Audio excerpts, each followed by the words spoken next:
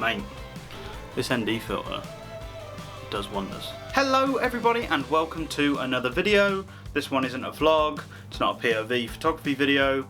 This video is going to be me chatting to you about what I've learned in the last year of doing photography. So I bought this Canon 90D that I'm filming on right now last February, and I took my first photo on the 7th of February, I believe.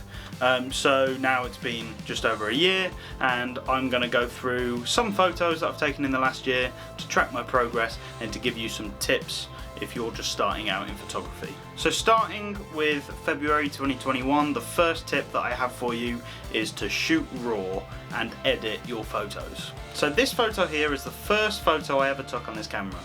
As you can see, it's a bit bright and a bit dull at the same time. It's overexposed and unedited, and this is mainly because I didn't have Lightroom back then, so I couldn't edit any photos. These photos could have been a lot better if I had just put them on my PC and edited them. However, here lies the problem that these are actually JPEGs, so I didn't shoot with a RAW file. I think Canon is CR3, I might be wrong. The JPEGs don't store a lot of data, and that makes it much harder to edit the photos, because if you wanted to change something like exposure, you just don't have enough room to play around with those settings. So we're going to move on to March now, which means moving on to our next tip, which is framing. The next photo I want to talk about is this one. The reason why I want to talk about this one is because it links in with this tip, framing. So the pillar thing you see on the edge of the photo is actually from an old bridge that used to go across the river.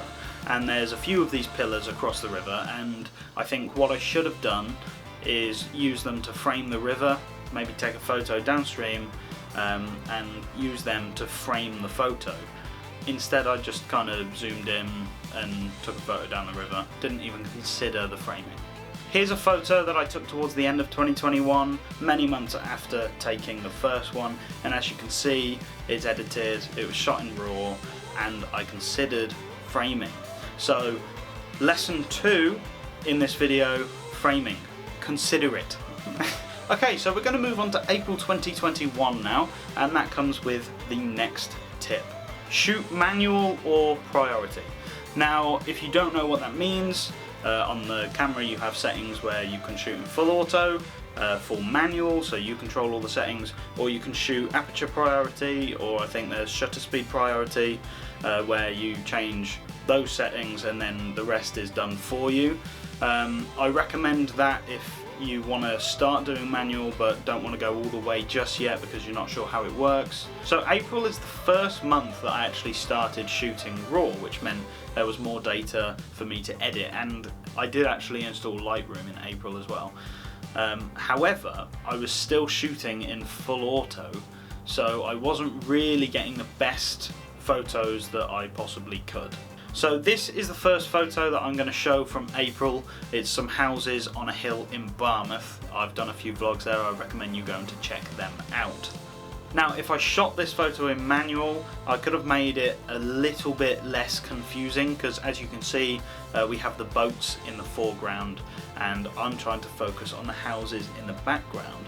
Now if I was shooting in manual, I could have opened up the aperture, let more light in, and that would have allowed me to be able to blur those boats in the foreground and kind of direct your eyes straight to the houses instead of looking at the image and just being confused and overwhelmed because there's so much going on.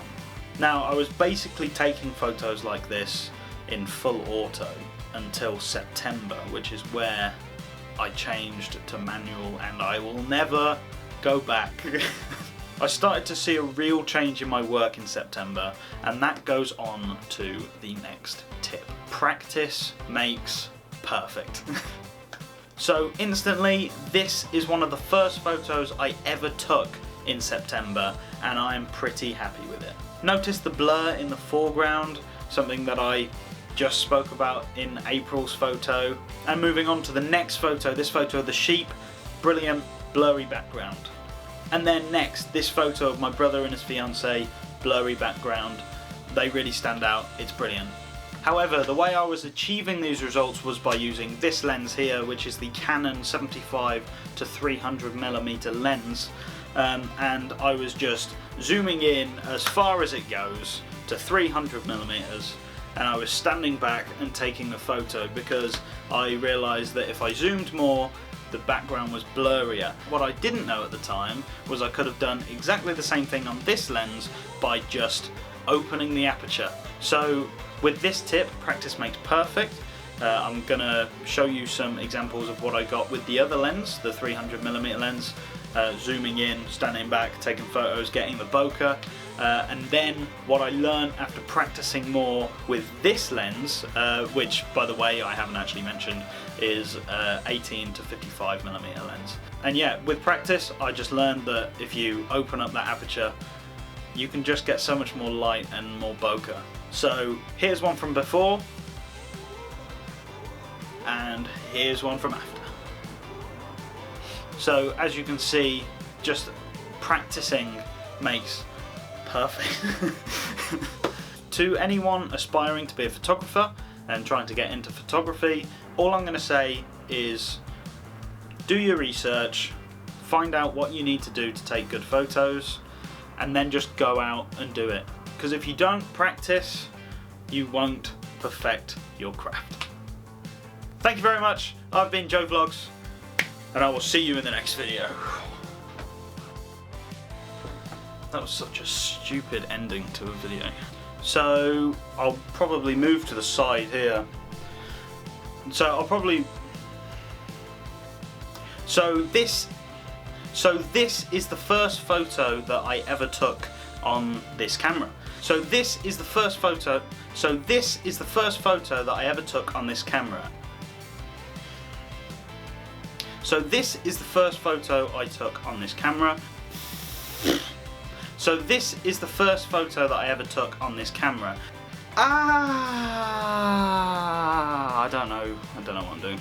So this photo here is the first photo that I ever took on this camera. So this photo here is the first photo I ever took on this camera. As you can see, it's a bit bright. As you can see, it's a bit bright and a bit dull at the same time, because these photos could have been so much better when I first started if I'd have just got Lightroom edited. These photos could have been a lot better if I had just gotten... These photos could have been a lot better if I had just put them on my PC and edited them.